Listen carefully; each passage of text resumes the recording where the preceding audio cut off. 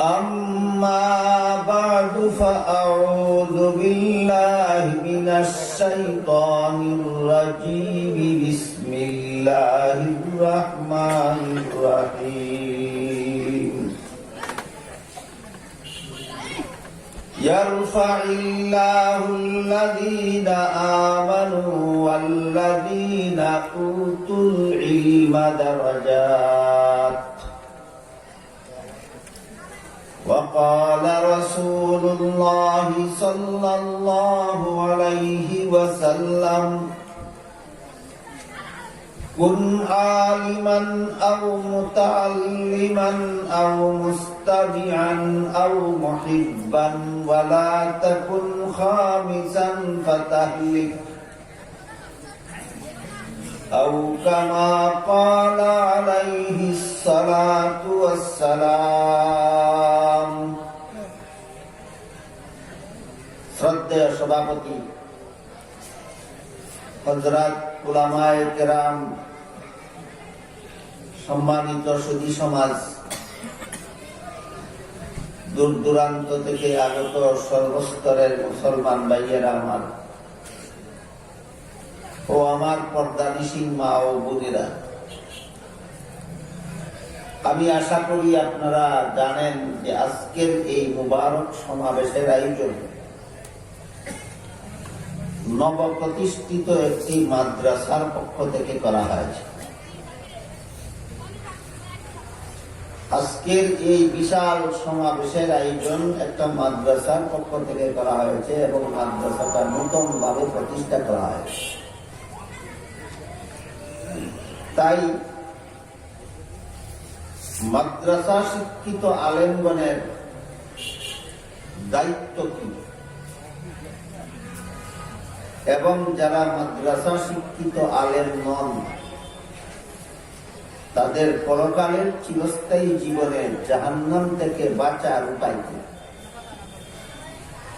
এই দুটি বিষয় আমি আপনাদের সামনে এই সমাবেশে তুলে ধরতে চাই। একটা হলো মাদ্রাসা শিক্ষিত আলেমগণের কি দায়িত্ব, আরেকটা হলো যারা আলেম নন তাদের বাঁচার উপায় কি, মুক্তির উপায়। মাদ্রাসা শিক্ষিতদের দায়িত্ব বর্ণনা করে আল্লাহ খুব পরিষ্কার ভাবে বলেন,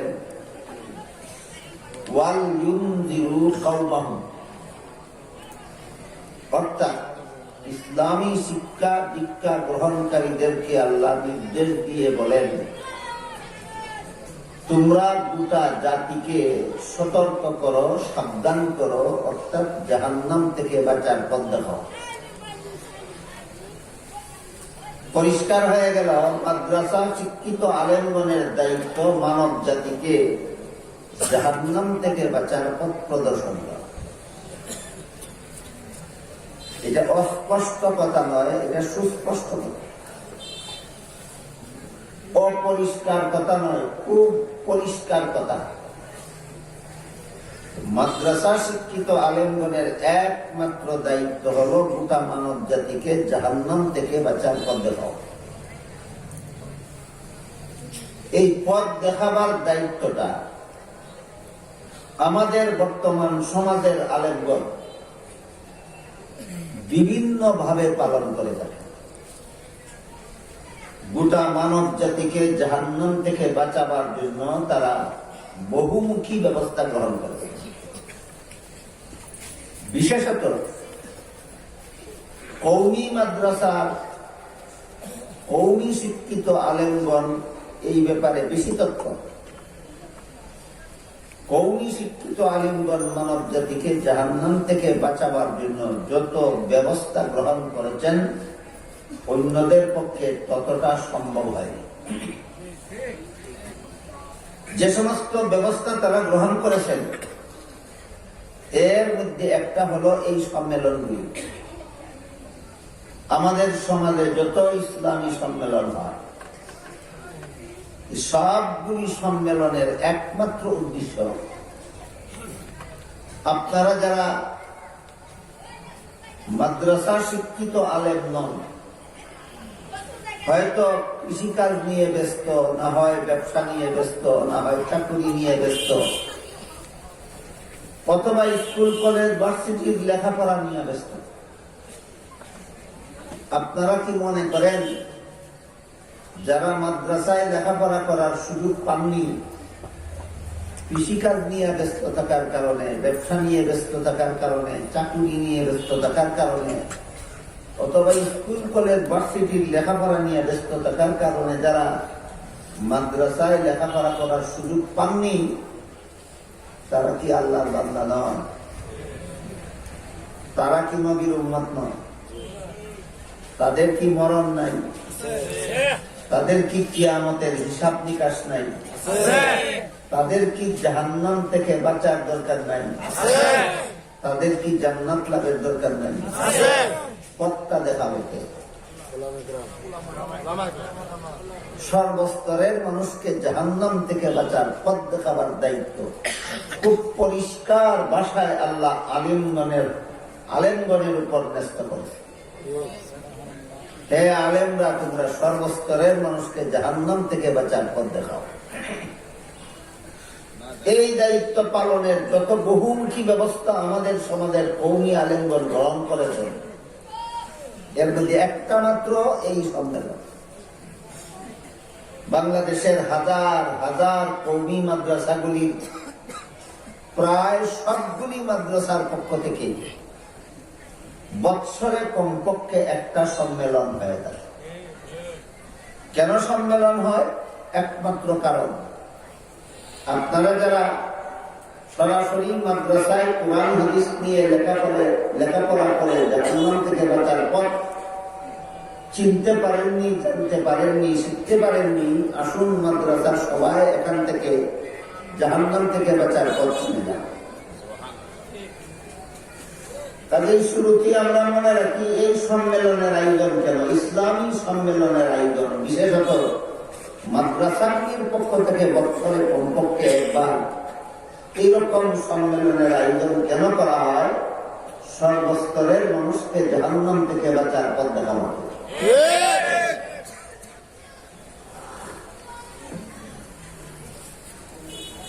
মাদ্রাসা শিক্ষার একটা বৈশিষ্ট্য আছে।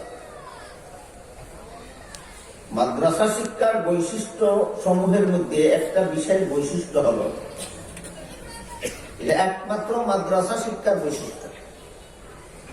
মাদ্রাসা শিক্ষা ছাড়া দুনিয়ার আর কোন শিক্ষায় এই বৈশিষ্ট্য নাই। কি বৈশিষ্ট্যটা? বৈশিষ্ট্যটা হল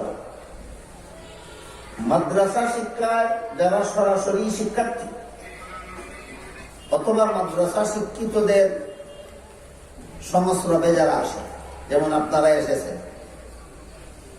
শিক্ষার্থীদেরকে এবং সংস্রবে আগমনকারীদেরকে এদের অন্তরে একটা কথা, একটা চিন্তা চেতনা বদ্ধমূল করে দেওয়া হয়। কি চিন্তা চেতনা বদ্ধমূল করে দেওয়া হয়? আমার জীবনের সকল কর্মকাণ্ড আল্লাহ দেখছেন। বিশ্বাস আছে দাদা আপনাদের? আমার জীবনের সকল কর্মকাণ্ড আল্লাহ দেখছেন।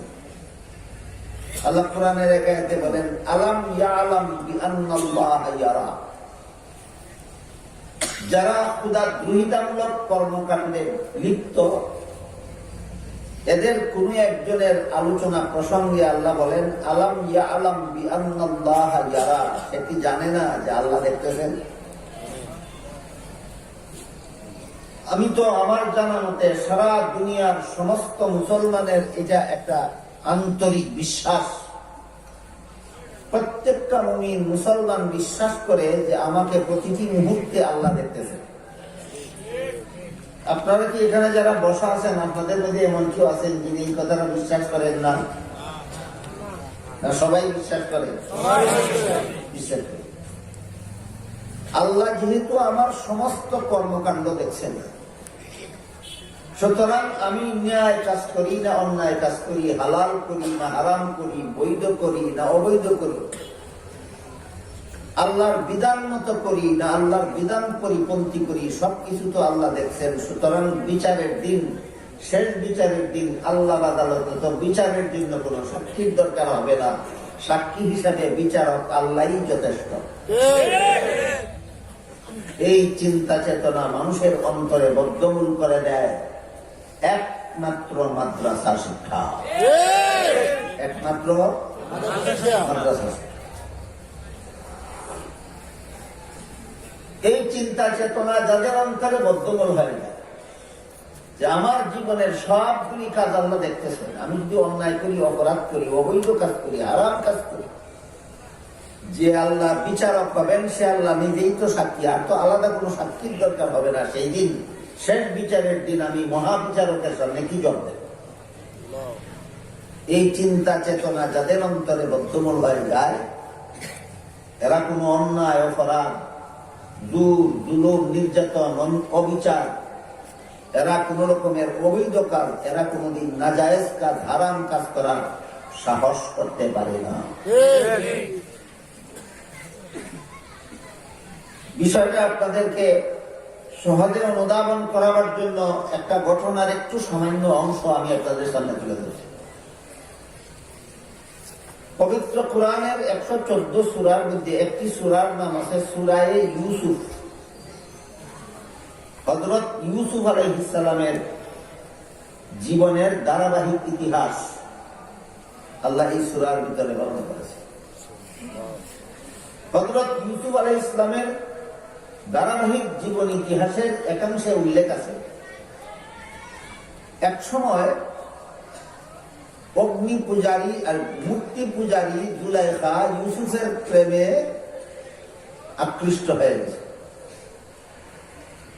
আকৃষ্ট হয়ে শেষ পর্যন্ত ইউসুফ আলাইহিস সালামের সাথে অপকর্ম করার জন্য সকল চেষ্টায় ব্যর্থ হয়ে সর্বশেষে একটা কৌশল অবলম্বন করে। সেই কৌশল মতে জুলাইখা ইউসুফ আলাইহিস সালামকে নিরিবিলি একটা কামরার ভিতরে নিয়ে গেল, যেখানে শুধু ইউসুফ এবং জুলাইখা ছাড়া আর কেউ নেই। ইউসুফ সেখানে ঢুকে দেখলেন কামরার এক পাশে কোনো একটা কিছু পর্দা দিয়ে ঢাকা। পর্দার আড়ালে কি তার তো দেখা যায় না, শুধু একটা পর্দা লটকানো দেখা যায়।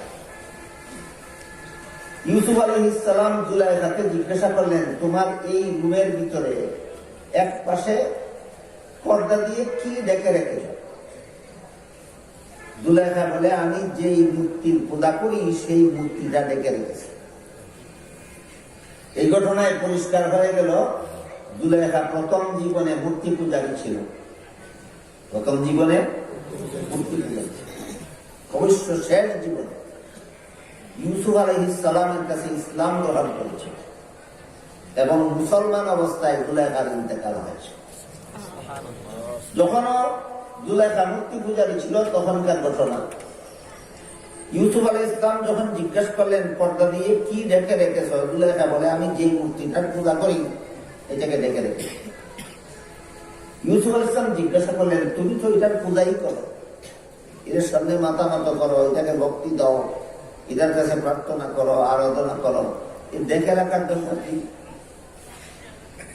জুলাইখা জবাব দিল, আমি এটার পূজা করলেও, এটাকে ভক্তি দিলেও, এটার সামনে মাথা নত করলেও, তার কাছে প্রার্থনা করলেও এই মুহূর্তে আমি ওই কাজগুলি করবো না। এই মুহূর্তে আমি একটা অবৈধ কাজ করবো।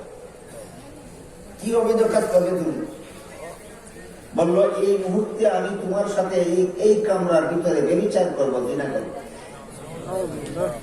কাজেই যে মূর্তির পূজা করি সেই মূর্তির সামনে তোমার সাথে জিনা করতে আমার লজ্জা হয়, এই জন্য মূর্তিটা পর্দা দিয়ে ডেকে রেখেছে। ইউসুফ আলাইহিস সালাম জিজ্ঞাসা করলেন, মূর্তির সামনে, যে মূর্তির পূজা তুমি করো সেই মূর্তির সামনে আমার সাথে জিনা করতে তোমার লজ্জা হয়, তাহলে কি মূর্তিটা দেখে? ইউসুফ আলাইহিস সালাম জিজ্ঞাসা করলেন, তোমার মূর্তি কি তাহলে জিনা করতে দেখবে? জুলাইখা বলে, না, আমার মূর্তি দেখে না এবং জিনা করলে দেখবে। ইউসুফ আলাইহিস সালাম বললেন, যে মূর্তি দেখে না, দেখবে না, তাকে ডেকে রেখে তার সামনে জিনা করা যেই কথা, তাকে উন্মুক্ত করে তার সামনে জিনা করা তো সমান কথাই, কোন অবস্থায় তো দেখবে না। ডাকলে যেমন দেখবে না, না ডাকলেও তো দেখবে না, তাহলে ডাকার দরকারটা কি? জুলেখায় জবাব দিল, যদিও আমার মূর্তি দেখে না, যেই মূর্তির পূজা আমি করি সেই মূর্তি দেখে না, কিন্তু তার চক্ষুগুলি কারিগর এমন ভাবে বানাইছে যে চক্ষুগুলি দেখার ভঙ্গিতে আছে। চক্ষুগুলি এমন ভাবে বানাইছে যে যেন দেখতেছে এইরকম ভঙ্গিতে বানাইছে। চক্ষু বন্ধ করা অবস্থায় মূর্তি বানাইছে না খোলা অবস্থায়? না দেখলেও দেখার ভঙ্গি আছে চোখের মধ্যে, এই ভঙ্গির কারণেই আমার লজ্জা হয়। ইউসুফ আলাইহিস সালাম বললেন, তোমার যে মূর্তির চোখের মধ্যে শুধু দেখার ভঙ্গি আছে কিন্তু আসলে দেখেন,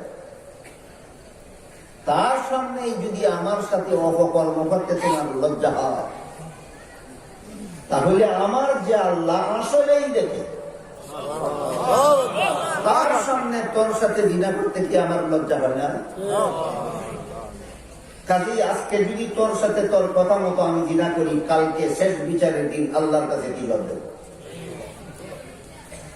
বুঝে থাকতে বলুন তো, এমন অপূর্ব সুযোগ প্রধানমন্ত্রীর স্ত্রী সুন্দরী যুবতী জিনার জন্য আহ্বান করছে, জিনার পরিস্থিতি তৈরি করেছে, এমত অবস্থায় এই অপকর্ম থেকে কোন চিন্তা চেতনা ইউসুফকে রক্ষা করল? আল্লাহ আমাকে দেখতেছে, কাজে আল্লাহর কাছে গেল। এই যে একটা চিন্তা চেতনা মানুষের অন্তরে বদ্ধমূল করা একমাত্র মাদ্রাসা শিক্ষার বৈশিষ্ট্য, একমাত্র মাদ্রাসা শিক্ষার বৈশিষ্ট্য। আপনারা বিশ্বাস করুন, বর্তমান বাংলাদেশের মুসলমানের সংখ্যা 16 কোটি হোক আর 17 কোটি হোক, যতই হোক, এদের মধ্যে এই 16 কোটি বা 17 কোটি মুসলমানদের মধ্যে অধিকাংশ না হলেও অল্প সংখ্যক মুসলমান হলেও এখনো বাংলাদেশে এমন একটা পার্সেন্টেজ আছে মুসলমানদের যারা সাধ্যমতো সকল প্রকার অন্যায় অপরাধ, সাধ্যমতো সকল প্রকার অপকর্ম, সকল প্রকার নাজায়েজ কাজ, সকল প্রকার হারাম কাজ থেকে বেঁচে থাকার চেষ্টা করে। যারাই, যে সমস্ত মুসলমানেরাই আমাদের বর্তমান সমাজে সকল প্রকার অপরাধ কাজ থেকে, অপরাধমূলক কাজ থেকে, অন্যায় কাজ থেকে, হারাম কাজ থেকে বেঁচে থাকার চেষ্টা করে, এই চেষ্টার মূলে একটা চিন্তা চেতনাই ক্রিয়াশীল, যে আল্লাহ আমাকে দেখতেছেন, যদি আল্লাহর সামনে এই অপকর্ম করি তাহলে আল্লাহ যেদিন বিচারক হবেন সেদিন আল্লাহর সামনে কি বলবেন। সাধারণ মুসলমানদের মধ্যে চাই কৃষক হোক, চাই ব্যবসায়ী হোক, চাই চাকরিজীবী হোক, চাই স্কুল কলেজ ভার্সিটি পড়ুয়া ছাত্রছাত্রী হোক, এদের মধ্যে যাদের অন্তরে এই চিন্তা চেতনাটা আছে, একমাত্র মাদ্রাসা শিক্ষার অবদান, একমাত্র মাদ্রাসা শিক্ষার অবদান।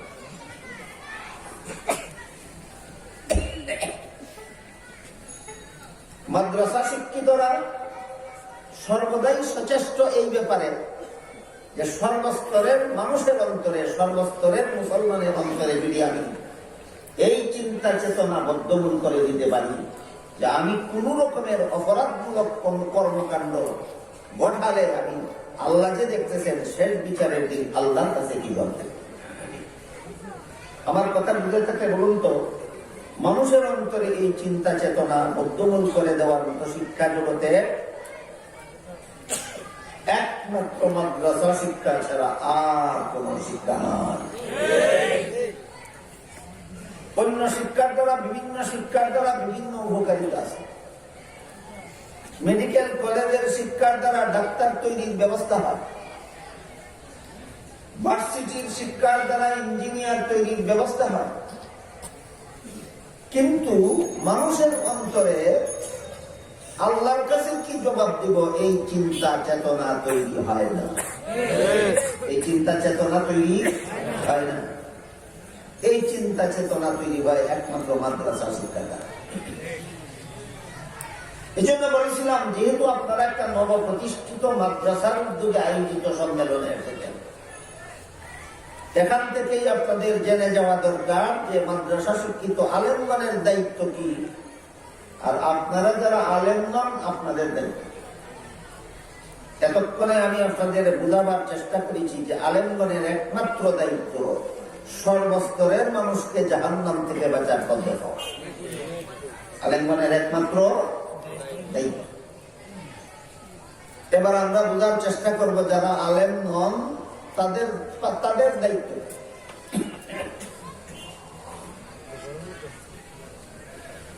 এখনকার কথাগুলি সহজে বোঝার জন্য আমি আগে একটা উদাহরণ দিচ্ছি। আজকাল আমাদের অনেকের মুখেই শোনা যায় যে জাগতিক শিক্ষা এবং ইসলামী শিক্ষার মধ্যে সমন্বয় সাধন করা দরকার। এটা একটা মুখরোচক তুলনা।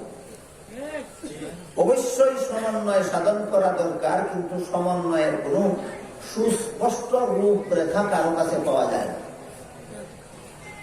কেউ কেউ এই উভয় শিক্ষার মধ্যে সমন্বয় সাধনের রূপরেখা দিতে না পেরে কেউ কেউ কিছু একতরফা কথাও বলে ফেলেন। কেমন একতরফা কথা বলে ফেলেন?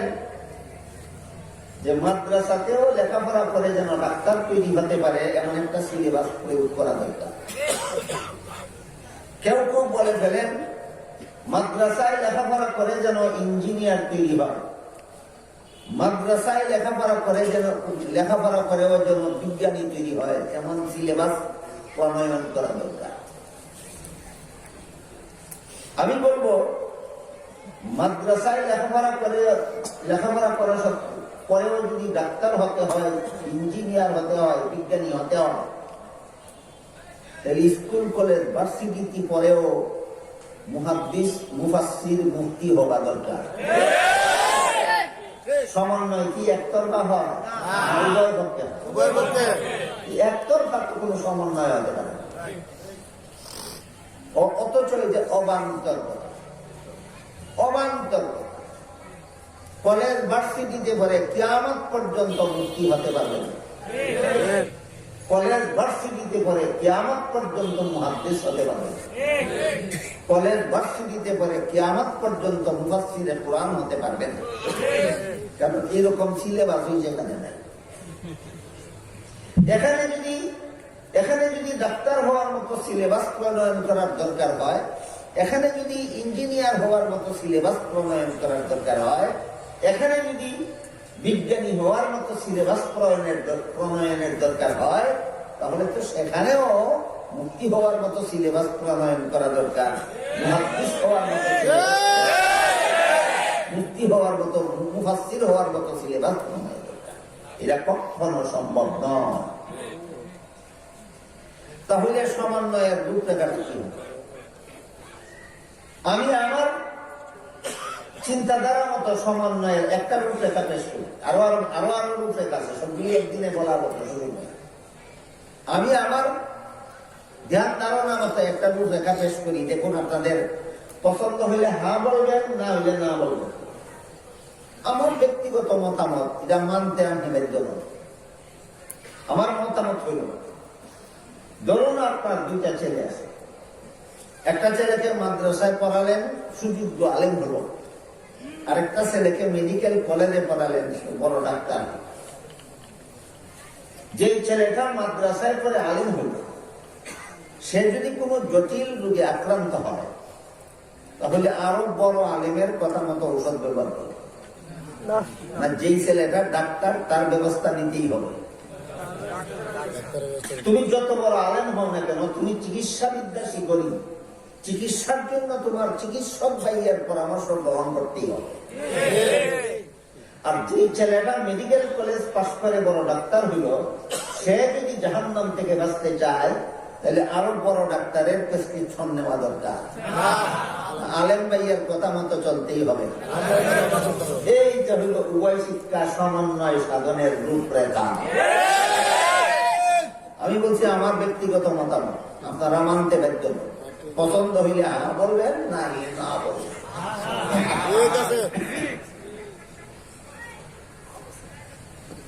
মুসলমানদের চিকিৎসার জন্য যেমন মুসলমান সন্তানের ডাক্তার হওয়া দরকার আছে, ঠিক তেমনি ভাবে সমস্ত ডাক্তার, ইঞ্জিনিয়ার, বিজ্ঞানী, দার্শনিকদের জাহান্নাম থেকে বাঁচার জন্য আলেমের দরকার আছে। আমার প্রস্তাবটা কি তাদের মতো একতরফা হইল? উভয় পক্ষে সমন্বয় সাধন হইল। আরেকটা ব্যাপার আছে, সেটা হইল জাগতিক শিক্ষার প্রাথমিক স্তর হইল প্রাইমারি স্কুলের লেখাপড়া, আর ইসলামী শিক্ষার প্রাথমিক স্তর হইল নুরানি কিন্ডারগার্টেন।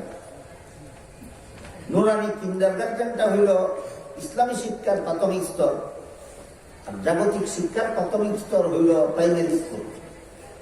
আপনারা কি এমন কথা বুঝতে পারতেছেন? মাদ্রাসায় পড়বো বলে প্রাইমারি স্কুলের লেখাপড়াও যদি আমি জানি না, তাহলে আমার জন্য সমাজে চলাফেরা কঠিন হয়ে যাবে।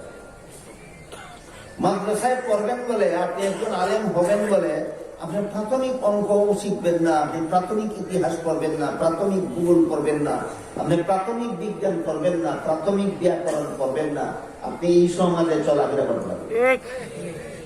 কাজেই মাদ্রাসা পড়ুয়াদেরও জাগতিক শিক্ষার প্রাথমিক বিভাগ অর্জন করা দরকার। আপনারা আমার এই মতের সাথে একমত? আর যারা স্কুল কলেজ ভার্সিটিতে পড়বেন, তারা যদি মুসলমান হয়ে থাকে, তাহলে তাদের জন্য অন্তত সহি শুদ্ধ কলেমা কালাম, উলুগুতল পাক নামাজ নামাজ বন্দেগী জানা দরকার। এক কথায় জাগতিক শিক্ষার প্রাথমিক অংশ আলেমদের জন্য গ্রহণ করা জরুরি, আর ইসলামী শিক্ষার প্রাথমিক অংশ স্কুল কলেজ ভার্সিটি পড়ুয়া মুসলমান ছাত্র ছাত্রীদের জন্য গ্রহণ করা জরুরি। সমন্বয় সাধনের দ্বিতীয় ব্যবস্থা, সমন্বয় সাধনের দ্বিতীয় ব্যবস্থা। একই লাইনের ছাত্র ছাত্রী মুহাদ্দিসও হবে, আবার ইঞ্জিনিয়ারও হবে। অসম্ভব এমন কথা কোন মাতালও বলতে পারে না যে একই প্রতিষ্ঠানে লেখাপড়া করে আবার মুহাদ্দিস হইল আবার ডাক্তারও হবে। এটা অসম্ভব, এটা হইতেই পারে না। কাজেই সমন্বয় সাধনের এই সমস্ত একতরফা প্রস্তাবগুলি, এগুলি বুঝে শুনে প্রস্তাব নয়, এগুলি আন্দাজুন্দা প্রস্তাব।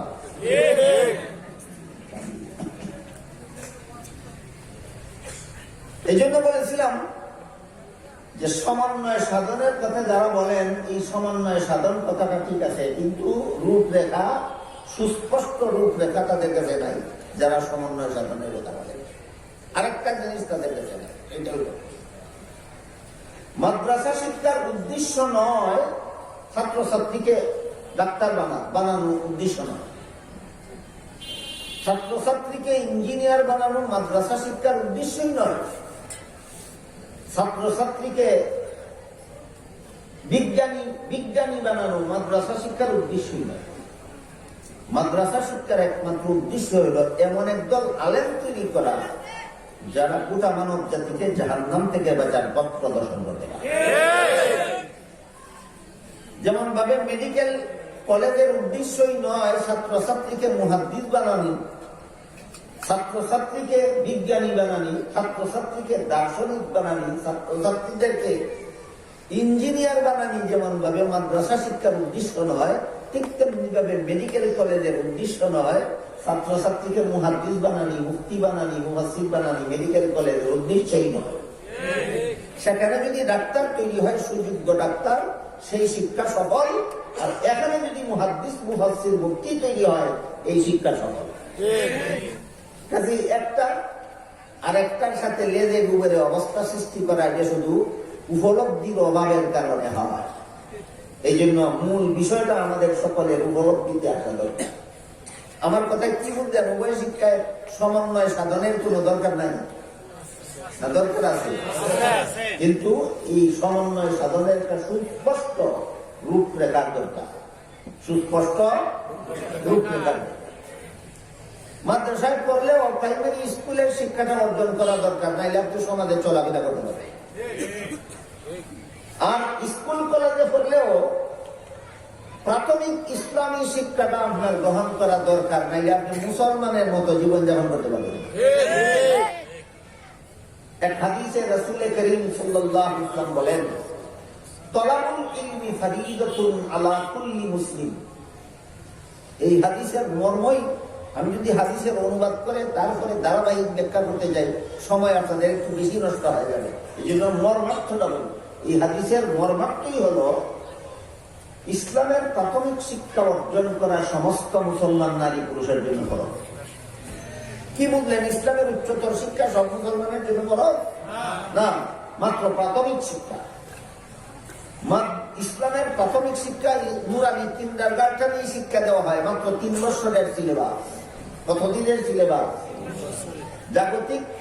জাগতিক লাইনে প্রাথমিক শিক্ষা প্রাইমারি স্কুলে দেওয়া হয়, মাত্র 5 বছরের সিলেবাস।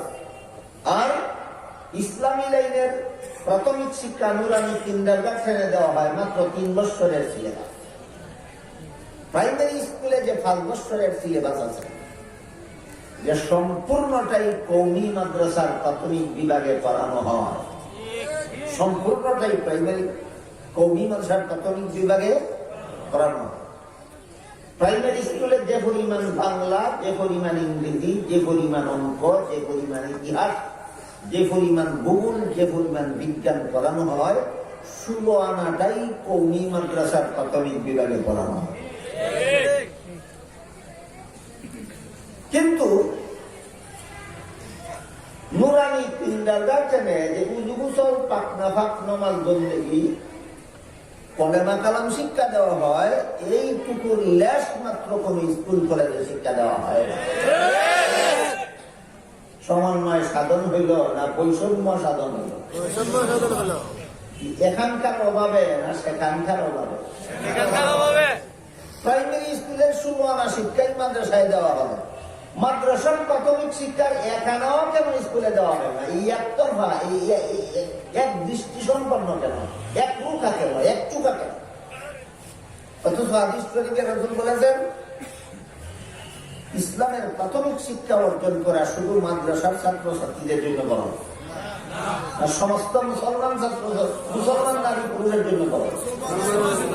স্কুল কলেজ ভার্সিটিতে কোনো মুসলমান নারী পুরুষ নাই, এদের জন্য ফরজ না কলেমা কালাম শিক্ষা করা? এদের জন্য ফরজ নয় উযু গোসল শিক্ষা করা? এদের জন্য ফরজ নয় পাকনা ফাক শিক্ষা করা? এদের জন্য কি ফরজ নয় নামাজ বন্দেগী শিক্ষা করা? ব্যবস্থা নাই কেন? কাজেই একটু হায়া লজ্জা থাকা দরকার, একটু হায়া লজ্জা থাকা দরকার। যেটুকু আমার অর্জন করার পরে সমন্বয় সাধনের প্রস্তাব করা উচিত ছিল, আমি সেইটুকু অর্জন না করেই সমন্বয় সাধনের প্রস্তাব করতে পারি না, হায়া লজ্জা থাকে।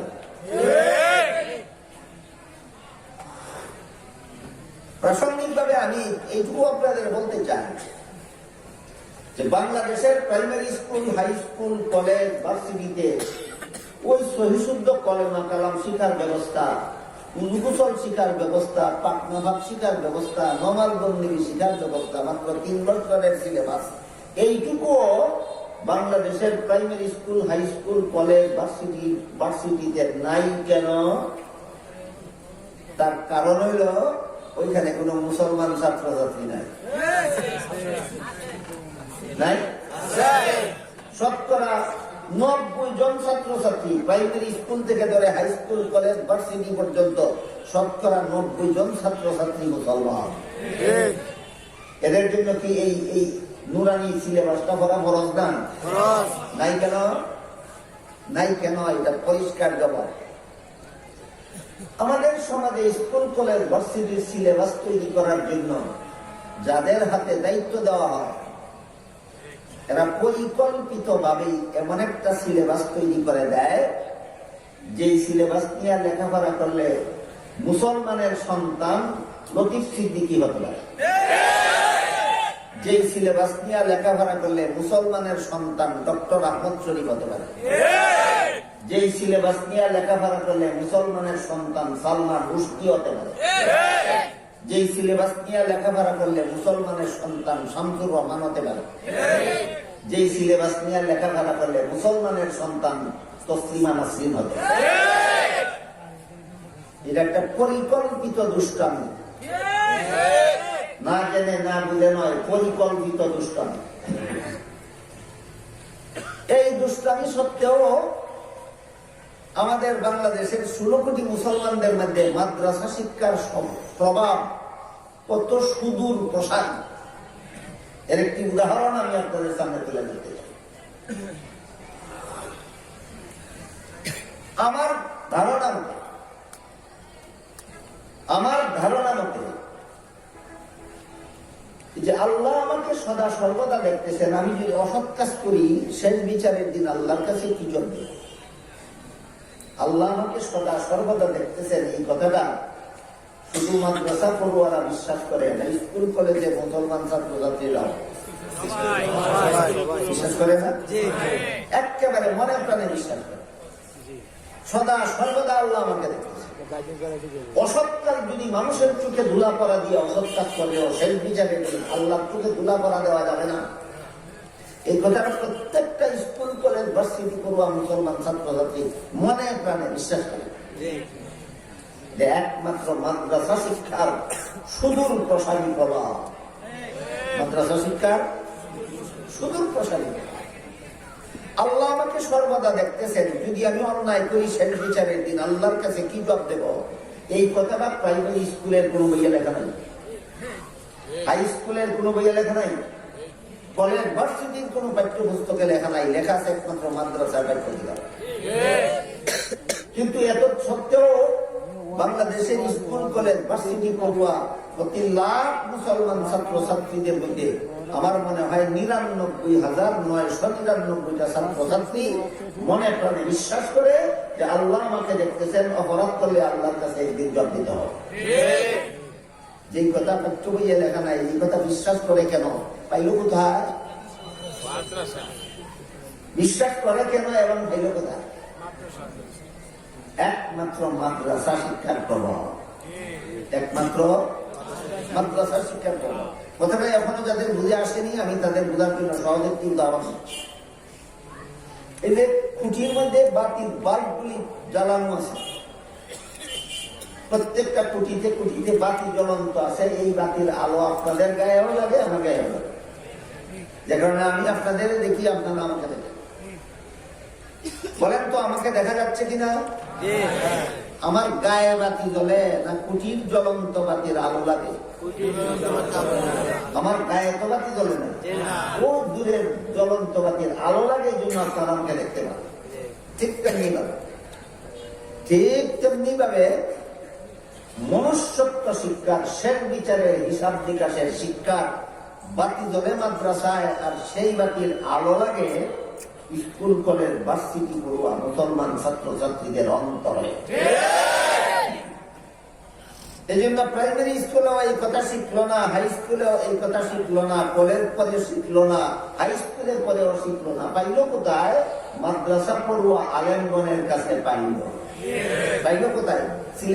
সিলেবাস মুক্ত পাঠ্যপুস্তকে পাইল না, মাদ্রাসা পড়ুয়া আলেমগণের কাছে পাইল, আলেমগণের কাছে পাইল। কেন পাইল কোথায়? উত্তর বিশ্বাস করে। কেন বিশ্বাস করে? ইমান আছে এই জন্য। কেন বিশ্বাস করে? ইমান আছে। যার ইমান আছে সে বিশ্বাস করে আল্লাহ আমাকে সব সময় দেখেন। যার ইমান আছে সে বিশ্বাস করে একদিন আল্লাহর কাছে জীবনের সকল কাজের হিসাব দিতে হবে। তাহলে যদিও এই ধ্যান ধারণা, এই চিন্তা চেতনা স্কুল কলেজ ভার্সিটির পাঠ্য বইয়ে নাই, আছে শুধু মাদ্রাসার পাঠ্য কিতাবে, কিন্তু তারপরও স্কুল কলেজ ভার্সিটি পড়ুয়া প্রতি লক্ষ মুসলমান ছাত্রছাত্রীদের মধ্যে 99,999টা মুসলমান ছাত্রছাত্রী এই কথা বিশ্বাস করে কেন? এই কথার উপর ইমান রাখে কেন? একমাত্র মাদ্রাসা শিক্ষার প্রভাব। বুঝলেন কিনা? মাদ্রাসা শিক্ষার প্রভাব এখনো আমাদের দেশে কত সুদূর প্রসারী। মাদ্রাসা শিক্ষা জীবিত আছে বলেই এখনো স্কুলে পড়া সত্ত্বেও, কলেজে পড়া সত্ত্বেও, ভার্সিটিতে পড়া সত্ত্বেও আল্লাহ দেখছেন, এই কথাটা বিশ্বাস করে আল্লাহর কাছে একদিন হিসাব দিতে হবে, সেই কথাটা বিশ্বাস করে। এটা কি স্কুলের শিক্ষার প্রভাব না মাদ্রাসা শিক্ষার প্রভাব? মাদ্রাসা শিক্ষার প্রভাব। প্রতি লাখের মধ্যে কতজন বলছি? 99,999 জন। বাদ গেল কত? একজন বাদ দিলাম। কেন? লাখের মধ্যে একজন বাদ দিলাম, লতিফ সিদ্দিকীদের জন্য, লাখের জন্য একজন বাদ দিলাম সালমান রুশদিদের জন্য, লাখের মধ্যে একজন বাদ দিলাম ডক্টর আহমদ শরীফদের জন্য, লাখের মধ্যে একজন বাদ দিলাম তসলিমা নাসরিনদের জন্য। এরা আল্লাহতেও বিশ্বাসী না, আল্লাহ দেখতেছেন বিশ্বাস করবে দূরের কথা, আল্লাহ আছেন বলেই বিশ্বাস করেছে। আল্লাহ যদি থাকেই না তাহলে আমাকে দেখবেন কি আর আমি হিসাব দিব কি তার আল্লাহর কাছে? আল্লাহ আছেন বলেই বিশ্বাস করে না। এই জন্য যতগুলির নাম বলেছি প্রতি লাখের একজন করে, এই সবগুলি হইল নাস্তিক, সবগুলি হইল। আমার কথা বুঝে থাকলে আপনারা বলতে পারবেন মুসলমানের বাচ্চা নাস্তিক হয় কেন? আল্লাহরে বিশ্বাস করে না কেন? তার মা বাবা তো বিশ্বাস করছিল। তসলিমা নাসরিনের মা আল্লাহরে বিশ্বাস করত, তসলিমা নাসরিনের বাবাও আল্লাহরে বিশ্বাস করত, ডক্টর আহমদ শরীফের মাও আল্লাহকে বিশ্বাস করত, ডক্টর আহমদ শরীফের বাবাও আল্লাহকে বিশ্বাস করত। আল্লাহ বিশ্বাসী মা বাবার ঘরে এই নাস্তিক জন্ম হইল কেমনে? নাস্তিক জন্ম হয় নাই, আস্তিক হিসাবেই জন্মগ্রহণ করেছিল। কিন্তু ওই যে পরিকল্পিত সিলেবাস মনে নাই? কেমন সিলেবাস? পরিকল্পিত সিলেবাস তাদেরকে নাস্তিক হতে বাধ্য করেছে, পরিকল্পিত সিলেবাস তাদেরকে নাস্তিক হতে বাধ্য করেছে। এদের প্রশ্ন হইল আল্লাহ যদি সত্যই তাকে তাহলে দেখি না কেন? আল্লাহ তাকলে কোন যন্ত্রে ধরা করে না, যা দেখা যায় না, ধরা যায় না, ছোঁয়া যায় না, মেশিন দিয়েও যাকে উদ্ভাবন করা যায় না, উদ্ধার করা যায় না, উদ্ঘাটন করা যায় না, তার অস্তিত্ব আছে বলে বিশ্বাস করা যায় না। এই ধরনের নাস্তিকবাদী প্রশ্নের জবাব আল্লাহ কোরআনের বহু আয়াতে দিয়েছে। সবগুলি আয়াতের সারমর্ম পৃথিবীর বিখ্যাত দার্শনিক আল্লামা জালালউদ্দিন রুমি রহমতুল্লাহ আলাইহি তার আলোড়ন সৃষ্টিকারী গ্রন্থ মুসনবী শরীফের একটা কবিতার দুইটা লাইনে দিয়েছে। লাইন দুইটা হইল পার্সি ভাষায় এই কবিতার দুইটা লাইন হইল তন্দে যাও যাদে তন্মস্তুরে নিস, তন্দে যাও যাদে তন্মস্তুরে নিস, লেকে কসরা দিদে যাদস্তুরে নিস। সারা দুনিয়ার সমস্ত মানুষ বিশ্বাস করে জীবিত মানুষের দেহে প্রাণ আছে, জীবিত মানুষের দেহে প্রাণ আছে।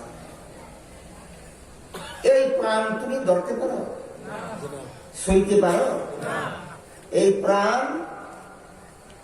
প্রাণ ধরাও যায় না, শোয়াও যায় না, দেখাও যায় না। মায়ের গর্ভস্থ সন্তানের ভিতরে প্রাণ কোন সময় কোন দিক দিয়া কিভাবে প্রবেশ করে কোন মেশিনেও ধরা পড়ে না। মূল সমস্ত ব্যক্তির শরীর থেকে প্রাণ কোন সময় কোন দিক দিয়া কিভাবে বের হয়ে চলে যায় বিজ্ঞানীদের আবিষ্কৃত কোন যন্ত্রপাতি দেওয়া ধরা পড়ে না। ধরা যায় না, শোয়া যায় না, দেখা যায় না, যন্ত্রে ধরা পড়ে না, এমনটা যদি বিশ্বাস করা যায় না, তাহলে তোমার প্রাণটা কিভাবে বিশ্বাস করো? বলুন, নাস্তিকদের প্রশ্নের দাঁত ভাঙ্গা জবাব কোরআনে আছে কি না? কোরআনে জবাব থাকা সত্ত্বেও প্রশ্ন কেন করে? কারণ সে তো কোরআন শিক্ষা গ্রহণ করেই না, কোরআন শিক্ষার প্রতি বিশ্বাসও নয়। কোরআন শিক্ষার প্রতি বিশ্বাস নয়। এই জন্য বলেছিলাম যে কোরআন শিক্ষা তথা ইসলামী শিক্ষা বা মাদ্রাসা শিক্ষায় যারা শিক্ষিত তাদের দায়িত্ব কি, আর যারা শিক্ষিত নয় তাদের দায়িত্ব কি? দুইটা কথা বলবো। এতক্ষণে আমি আপনাদেরকে এটাই বোঝাবার চেষ্টা করেছি যে ইসলামী শিক্ষায় শিক্ষিত, মাদ্রাসা শিক্ষায় শিক্ষিত আলেমগণের একটা মাত্রই দায়িত্ব, সেটা হলো সর্বস্তরের মানুষকে জাহান্নাম থেকে বাঁচার পথ দেখাও। সর্বস্তরের মানুষকে জাহান্নাম থেকে বাঁচার। এবার আপনারা যারা আলেম নন, তারা একটা হাদিসে রাসূলের একটা হাদিসের মর্ম মনোযোগে শুনুন, ইনশাআল্লাহ বুঝে ফেলবেন আপনাদের দায়িত্বটা। রাসূল বলেন কুন আলিমান আও মুতাআল্লিমান আও মুস্তামিআন আও মুহিব্বান ওয়ালা তাকুন খামিসান ফাতাহলিক আও কামা ক্বালা আলাইহিস সালাতু ওয়াস সালাম। এর অর্থ হলো রাসূল বলেন তুমি আলেম হও, এটা তোমার জন্য জাহান্নাম থেকে বাঁচার 1 নম্বর। আলেম হওয়াটা জাহান্নাম থেকে বাঁচার 1 নম্বর। এরপরে রাসূল বলেন তোমার যদি আলেম হওয়ার সুযোগ না থাকে, আমি আগেই বলেছি যারা সংসারের কাজ নিয়ে ব্যস্ত, গৃহস্থী নিয়ে ব্যস্ত, ব্যবসা নিয়ে ব্যস্ত, চাকরি নিয়ে ব্যস্ত, স্কুল কলেজের পড়া নিয়ে ব্যস্ত, এদের আলেম হওয়ার সুযোগ নেই। যাদের আলেম হওয়ার সুযোগ নাই তাদেরকে রাসূল বলেন আলেমের ছাত্র হও, এটা তোমার জন্য জাহান্নাম থেকে বাঁচার 2 নম্বর পথ। জাহান্নাম থেকে বাঁচা 2 নম্বর। আলেমের ছাত্র হওয়ার সুযোগ যাদের নাই তাদেরকে রাসূল বলেন আলেমের কথা মনোযোগে শোনো এবং আলেমের কথা মতো জীবনযাপন করো। জীবনের সকল কাজ আলেমদের কথা মতো করো। আপনাদের আমার মনে হয় এখনো বোঝার বাকি যে আমি জীবনের সকল কাজ আলেমের কথা মতো কেন করব, এটা একটু খোলাসা হওয়া দরকার। মানুষের জীবনের সকল কাজ 2 প্রকার, হয়তো সংসারের কাজ আর না হয় ধর্মের কাজ। এর বাইরে মানুষের জীবনে আর কোনো কাজ নেই। বুঝে থাকলে বলুন মানুষের জীবনের সকল কাজ কত প্রকার? এটা সংসারের কাজ, ধর্মের কাজ। নামাজ রোজা হলো ধর্মের কাজ, আর পেশাব পায়খানা হলো সংসারের কাজ। খাওয়া দাওয়া ঘুম যাওয়া সংসারের কাজ। সংসারের কাজ করতে হলেও আপনি আলেমকে জিজ্ঞাসা করে করবেন কেন? তার কারণ কিভাবে খাইলে হালাল হয় আর কিভাবে খাইলে হারাম হয় এটা তুমি জানো না, একমাত্র আলেমরা জানে। কেমনে ঘুমাইলে হালাল হয় আর কেমনে ঘুমানিটা হারাম এটা তুমি জানো না, একমাত্র আলেমরা জানে। কিভাবে পেশাব পায়খানা করলে হালাল হয় আর কিভাবে পেশাব পায়খানা করা হারাম, পেশাব পায়খানা করার কোনো হারাম পদ্ধতি নাই। কিবলাকে সামনে নিয়ে কিবলাকে পিছন দিয়ে পেশাব পায়খানা করা হালাল না হারাম? তাহলে কিভাবে পেশাব পায়খানা করলে হালাল হয় আর কিভাবে করলে হারাম হয় এটা তুমি জানো না, একমাত্র আলেমরা জানে। বুঝে থাকলে বলুন সংসারের কাজও কাকে জিজ্ঞাসা করে করবো? কারণ সংসারের কাজ কিভাবে করলে হালাল হয় আর কিভাবে করলে হারাম হয় এটা তুমি জানো না, একমাত্র আলেমরা জানে। এরপরে ধর্মের কাজ, উযু, গোসল, নামাজ, রোজা, পাক না পাক এই সবগুলি ধর্মের কাজ। কিভাবে উযু করলে শুদ্ধ হয় আর কিভাবে উযু করলে ভুল হয়, কিভাবে নামাজ পড়লে শুদ্ধ হয়, কিভাবে নামাজ পড়লে ভুল হয়, কিভাবে রোজা রাখলে শুদ্ধ হয়, কিভাবে রোজা রাখলে ভুল হয় তুমি জানো না, আলেমরা জানে। সুতরাং সংসারের কাজও হালাল উপায়ে যদি করতে হয়, জাহান্নাম থেকে যদি বাঁচতে হয়, আলেমকে জিজ্ঞাসা করে করো। ধর্মের কাজও শুদ্ধভাবে যদি করতে হয়, জান্নাত লাভের জন্য যদি ধর্মের কাজ করতে হয়, আলেমকে জিজ্ঞাসা করে। এই জন্য রাসূল বলেন তুমি আলেম হও, এটা তোমার জন্য জাহান্নাম থেকে বাঁচার 1 নম্বর পথ। আলেম হওয়ার সুযোগ যাদের নাই তারা আলেমের ছাত্র হও, এটা তোমার জন্য জাহান্নাম থেকে বাঁচার 2 নম্বর পথ। আলেমের ছাত্র হওয়ার সুযোগ যাদের নাই তারা জীবনের সকল কাজ আলেমকে জিজ্ঞাসা করে করে, তোমার জন্য জাহান্নাম থেকে বাঁচার 3 নম্বর পথ। জাহান্নাম থেকে বাঁচার 3 নম্বর। আলেমকে জিজ্ঞাসা করার সুযোগ যদি না থাকে, জিজ্ঞাসা করার সুযোগ থাকে না কিভাবে? ধরুন একটা লোক 10 বছরের জন্য জেলখানায় বন্দী হয়ে গেল, 20 বছরের জন্য জেলখানায় বন্দী হয়ে গেল, আর জীবনের জন্য জেলখানায় বন্দী হয়ে গেল।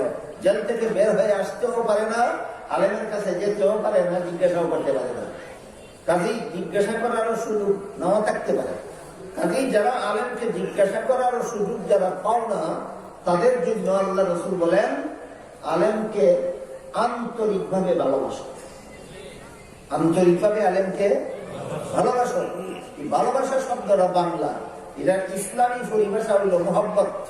ইসলামী পরিভাষা মহব্বত। আলেমকে মহব্বত করো। তুমি আলেম হতে পারোনি, আলেমের ছাত্রও হতে পারোনি, আলেমকে জিজ্ঞাসা করার সুযোগ পাওনি, এই জন্য তুমি জাহান্নামে যাবে তা নয়। তুমি আলেমকে শুধু অন্তর দিয়ে মহব্বত করো, এটাও তোমার জন্য জাহান্নাম থেকে বাঁচার 4 নম্বর পথ। তাহলে যারা আলেম না তাদের দায়িত্ব তিনটা, যারা আলেম না তাদের দায়িত্ব আলেমের ছাত্র হও, না পারলে আলেমকে জিজ্ঞাসা করে সকল কাজ করো, সেই সুযোগ না থাকলে কমপক্ষে আলেমকে ঘৃণা করো না মহব্বত করো। রাসূল বলেন যে শেষ পথ, যারা আলেম না তোমাদের জন্য জাহান্নাম থেকে বাঁচার শেষ পথ আলেমকে মহব্বত করো। যদি মহব্বত করতে না পারো, রাসূল বলেন তোমার কপালে ধ্বংস ছাড়া আর কিছু না। আলেমও হতে পারলে না, আলেমের ছাত্রও হতে পারলে না, আলেমকে জিজ্ঞাসা করারও সুযোগ পেলে না। এখন যদি তুমি আলেমকে অন্তর দিয়ে মহব্বতও না করতে পারো, তাহলে তোমার কপালে জাহান্নাম ছাড়া কিছু নাই, তোমার কপালে ধ্বংস ছাড়া কিছু নাই। সুতরাং আলেমগণের দায়িত্ব একটা, সর্বস্তরের মানুষকে জাহান্নাম থেকে বাঁচার পথ দেখাও। আর আলেম না যারা, তাদের দায়িত্ব তিনটা, হয়তো আলেমের ছাত্র হও, না পারলে আলেমের কথা মতো চলো, তাও না পারলে আলেমকে মহব্বত করো, তাও না পারলে আলেমকে মহব্বত করো। মহব্বত কেন করবেন আর কিভাবে করবেন, এই দুইটা কথা বলে 2-3 মিনিটে কথা শেষ করার চেষ্টা করবেন। 1 নম্বর প্রশ্ন হলো মহব্বত কেন করবেন, আর হলো মহব্বত কিভাবে করবেন। আলেমকে মহব্বত করতে আপনার কত লক্ষ টাকা লাগবে, আলেমকে মহব্বত করতে আপনার কি পরিমাণ শ্রম দিতে হবে, আলেমকে মহব্বত করতে হলে আপনার সংসারে কি পরিমাণ ক্ষতি স্বীকার করতে হবে, এই বিষয়টা ইনশাআল্লাহ আমি আশা করি মনোযোগ দিয়ে শুনলে আপনারা 2-3 মিনিটে বুঝে ফেলবেন। এই 2টা হাদিসের মর্ম আপনাদের সামনে তুলে দেব। এক হাদিসে রাসূল বলেন, শেষ বিচারের দিন হাসরের মাঠে যখন সারা দুনিয়ার সমস্ত মানুষ জীবিত হয়ে যাবে, তখন আল্লাহ আলেমগণকে বলবেন, তোমরা সমস্ত জগতের সমস্ত মানুষ থেকে আলাদা আলাদা কাতারে দাঁড়াও। আল্লাহর হুকুমে আলেমগণ যখন আলাদা কাতারে দাঁড়াবেন, তখন আল্লাহ আলেমগণকে বলবেন, তোমরা জান্নাতে চলে যাও। প্রশ্ন জাগে, আলেম হলেই যদি জান্নাতে যাওয়া যায়, তাহলে আলেমগণের আর নামাজ রোজা করার দরকার নেই। আলেম হলেই যদি জান্নাতে যাওয়া যায়, তাহলে আলেমগণ সুদকুর, ঘুষকুর, মদকুর, গাঁজাকুর হলে অসুবিধা কি? সে তো আলেম হল। এই প্রশ্নের জবাব পরিষ্কার ভাষায় তাফসীরের কিতাবে লেখা আছে, যার সারমর্ম হইল আলেম 2 প্রকার। এক প্রকার হইল সমাজের দৃষ্টিতে আলেম, আরেক প্রকার হইল আল্লাহর দৃষ্টিতে আলেম। সমাজের দৃষ্টিতে আলেমকে কুরআন হাদিসের ইলম শিখেছেন, যায় ইলম শিখলেই সমাজে আলেম হয়। আল্লাহ ইলম শিখলে আলেম হয় না, ইলম শিখার পরে ইলম মতো জীবন যাপন করলে আল্লাহ আলেম হয়। বলেন তো, সমাজের দৃষ্টিতে আলেম হওয়া আর আল্লাহর দৃষ্টিতে আলেম হওয়া একই কথা? আকাশ পাতাল ব্যবধান। ইলম শিখলেই সমাজে হয় আলেম, আর ইলম মতো জীবন যাপন করলেই আল্লাহ হয় আলেম। হাসরের মাঠে যে আল্লাহ আলেমদেরকে বলবেন তোমরা জান্নাতে যাও, সমাজের দৃষ্টিতে আলেম হলে হবে না, আল্লাহর দৃষ্টিতে আলেম হতে হবে। আর আল্লাহর দৃষ্টিতে ছাত্রদেরকে আল্লাহর দৃষ্টিতে আলেম রূপে গড়ে তোলা একমাত্র কওমি মাদ্রাসার টার্গেট। একমাত্র শুধু এলেম শিখলে হবে না, এলেম মতো আমল করো, এই বৈশিষ্ট্য কওমি মাদ্রাসা। এই বৈশিষ্ট্য কওমি মাদ্রাসা। আরেক হাদিসে রাসূল বলেন, হাসরের মাঠ থেকে আলেমগণ যখন আল্লাহর হুকুমে জান্নাতে যাবেন, জান্নাতে রওনা হবেন, তখন তাদের জান্নাতে যাওয়ার পথের পাশে কিছু গুনাহগার মুসলমান দাঁড়িয়ে থাকে। এক একজন গুনাহগার মুসলমান এক একজন আলেমকে পিছন থেকে ডাকবে আর বলবে, হুজুর আমি দুনিয়াতে আপনাকে মহব্বত করতাম। প্রথম লাইনে ছিল না শেষ লাইনে ছিল? হ্যাঁ, শেষ কাতারে ছিল। প্রথম কাতার হলো আলেম হওয়ার, দ্বিতীয় কাতার আলেমের ছাত্র হওয়ার, তৃতীয় কাতার আলেমের কথা মতো চলার, আর চতুর্থ কাতার হলো আলেমকে শুধু মহব্বত করা। যে লোকটা বলবে আমি আপনাকে মহব্বত করতাম, এটা কোন কাতারের? শেষ কাতারে।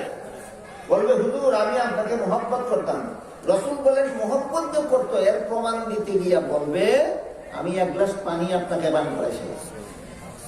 হাসরের মাঠে একজন গুনাহগার মুসলমান আলেমকে যে মহব্বত করতো, এর প্রমাণ দিতে গিয়ে কি বলবে? 1 গ্লাস পানি পান করেছে। তাহলে আলেমকে মহব্বত করতে কত হাজার টাকা লাগে? 1 গ্লাস পানি যথেষ্ট। 1 গ্লাস পানি যথেষ্ট। যে বলছিলাম 2টা প্রশ্ন, আলেমকে মহব্বত করতে কি লাগে? এক গ্লাস পানি যথেষ্ট। পানিও যদি না থাকে শুধু অন্তরটাই যথেষ্ট। পানিও যদি না থাকে অন্তরটাই যথেষ্ট। এরপর আল্লাহ রাসূল বলেন, আরেকজন গুনাহগার মুসলমান আরেকজন আলেমকে জান্নাতে যাওয়ার পথে পিছন থেকে ডাক দেন, বলবে, হুজুর আমার একটা কথা শুনুন, আমি দুনিয়াতে আপনাকে মহব্বত করতাম। ওই লোকটার সাথে রাসূল বলেন, সে যে একজন আলেমকে মহব্বত করতো এর প্রমাণ দিতে গিয়ে বলবে, আমি একদিন আপনাকে এক বদনা উজুর পানির ব্যবস্থা করে দিয়েছিলাম, এবার 5000 টাকা লাগলো। কোন টাকা লাগলো না, আমি টিউবওয়েল থেকে, সাপ্লাই থেকে, পুকুর থেকে, কুয়ার থেকে এক বদনা পানি উঠে একজন আলেমকে উজু করতে দিলেন। আপনারা আমার কথা বুঝে থাকতে বলুন তো, একজন সাধারণ মুসলমান একজন আলেমকে এক গ্লাস পানি পান করতে দেয় অথবা এক বদনা উজুর পানি ব্যবস্থা করে দেয়, ঘৃণার কারণে না মহব্বতের কারণে? কি দিল এটা মূল্যবান না কেন দিল সেটা মূল্যবান? কেন দিল? মহব্বতের কারণে। কেন দিল? মহব্বত। এরপরে তারা বলবে, কিন্তু আমার গুনার কারণে আজকে আল্লাহ হুকুম দিয়েছেন আমাকে জাহান্নামে যাওয়ার। এই কথা শুনে আল্লাহর রাসূল বলেন, আলেমগণ যে জান্নাতে যাচ্ছিলেন তারা ভাববেন, আমার জান্নাতে আমি পরে যাই, শেষ চেষ্টা করে দেখি লোকটাকে জাহান্নাম থেকে বাঁচানো যায়। এই ভেবে আলেমগণ দাঁড়িয়ে যাবেন, নিজেদের জান্নাতে যাওয়া বিরতি দিয়ে দাঁড়িয়ে যাবেন। তাইলে দুনিয়াতেও আলেমগণের দায়িত্ব মানুষকে জাহান্নাম থেকে বাঁচাও, হাসরের মাঠেও আলেমগণ চেষ্টা করবেন মানুষকে জাহান্নাম থেকে বাঁচাবা। আলেমগণ দাঁড়িয়ে আল্লাহকে বলবেন, হে আল্লাহ, এই লোকটা ঠিকই বলেছে, আমাকে মহব্বত করতে বলে এক গ্লাস পানি পান করেছে। ওই লোকটা ঠিকই বলেছে, আমাকে মহব্বত করতে বলে এক গ্লাস পানি পান করেছে। আল্লাহ বলবেন, হে আলেমগণ শোনো, এদের গুনার কারণে আমি হুকুম দিয়েছি জাহান্নামে যাওয়ার জন্য, কিন্তু তোমরা আলেমরা যেহেতু সাক্ষী দিলে যে এরা তোমাদেরকে মহব্বত করত, এই সাক্ষীর কারণে আমি এদেরকে মাফ করে দিলাম। হে আলেমরা, তোমরাও জান্নাতে যাও, এই সমস্ত গুনাহগার মুসলমানদেরকে সাথে নিয়ে যাও। এই জন্য হাদিস শরীফে রাসূল বলেন, আল্লাহ এবং আল্লাহর রাসূলের পরে আলেমের চেয়ে বড় জনদরদি এই জগতে আর কেউ নাই। আল্লাহ এবং আল্লাহর রাসূলের পরে আলেমের চেয়ে বড় জনদরদি আর কেউ নাই, এই জগতে আর কেউ নাই। দুনিয়াতেও সারাটা জীবন সাধনা করে মানুষকে জাহান্নাম থেকে বাঁচার পথ দেখাবার জন্য হাসরের মাঠে নিজের জান্নাতে যাওয়ার বিরতি দিয়ে আল্লাহর দরবারে সুপারিশ করে গুনাহগার মুসলমানকে মাফ করে দেওয়ার জন্য। কাজেই আমি বলেছিলাম শুরুতেই আপনাদেরকে দুইটা কথা বলবো, আলেমের দায়িত্ব কি আর আলেম না যারা তাদের দায়িত্ব কি। কি বুঝলেন? আলেমের দায়িত্ব কটা আর অন্যদের দায়িত্ব তিনটা। তিনটার যে কোন একটা, তিনটার সমষ্টিগত তিনটা না তিনটার যে কোনো একটা? আলেমগণের সুনির্দিষ্ট দায়িত্ব একটা, তিনটার যে কোনো একটা নয়।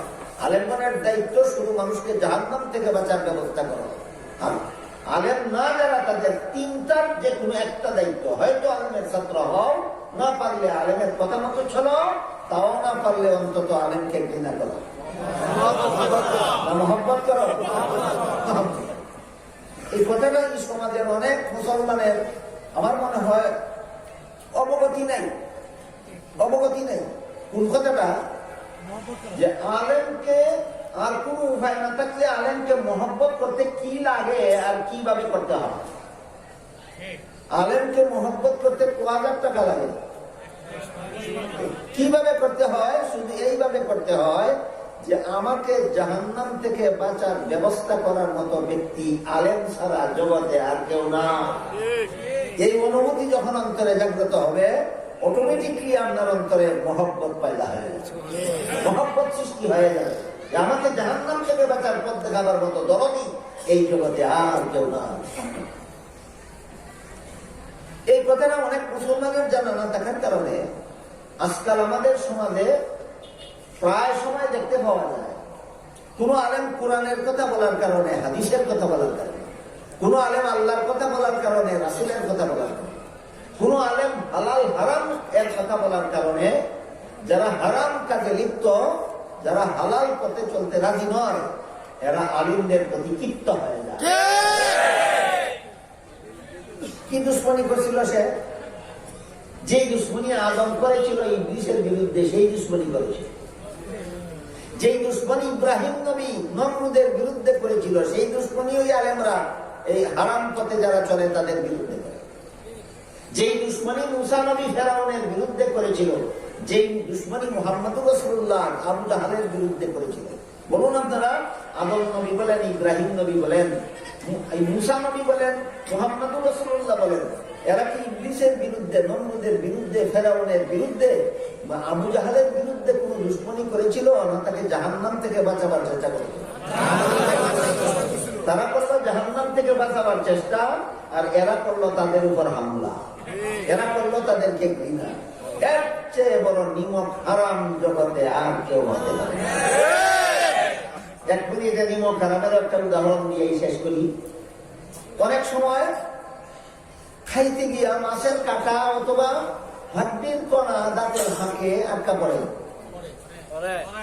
দাঁতের ফাঁকে হাড্ডির কণা আটকা পড়লে, মাছের কাঁটা ভিজে গেলে দাঁতে একটু ব্যথা হয়। ব্যথা হয় জিহ্বায় না দাঁতে, কিন্তু জিহ্বা শান্তি নেই। ছেলতেই থাকে, ছেলতেই থাকে, ছেলতে গেলে এক সময় নিজে জখম হয়ে যায়, তবুও ঠেলা ছাড়ে না যতক্ষণ পর্যন্ত কাঁটাটা বের করতে না। তার কাজে এই জিহ্বা হলো দাঁতের শত্রু না বন্ধু? এই দাঁতে যদি জিহ্বারে কোনোদিন কায়দা মতো হয়, তাহলে যেই কাজটা করে ইবলিসে আদমের বিরুদ্ধে সেই কাজটাই করে, নমরুদে ইব্রাহিমের বিরুদ্ধে সেই কাজটাই করে, ফেরাউনে মুসার বিরুদ্ধে সেই কাজই করে, আবু জাহেলে মুহাম্মদুর রাসূলের বিরুদ্ধে সেই কাজই করে। আর এই সমাজের নাস্তিক আর নাস্তিকের দূষররাও আলেমদের বিরুদ্ধে সেই কাজই করে। এটা নিজের কপালে কুড়াল মারা ছাড়া আর কিছু নয়। এই কারণে রাসূল বলেন, আলেমকে যদি মহব্বত করতে না পারো তাইলে তোমার কপালে ধ্বংস ছাড়া আর কিছু নয়। আল্লাহ আপনাদের আমাদের সবাইকে যার যার দায়িত্বটা পালন করার তৌফিক দান করুন। আমিন। সুবহান রাব্বিকা রাব্বিল ইজ্জাতি আম্মা ইয়াসিফুন ওয়া সালামুন আলাল মুরসালিন আলহামদুলিল্লাহ।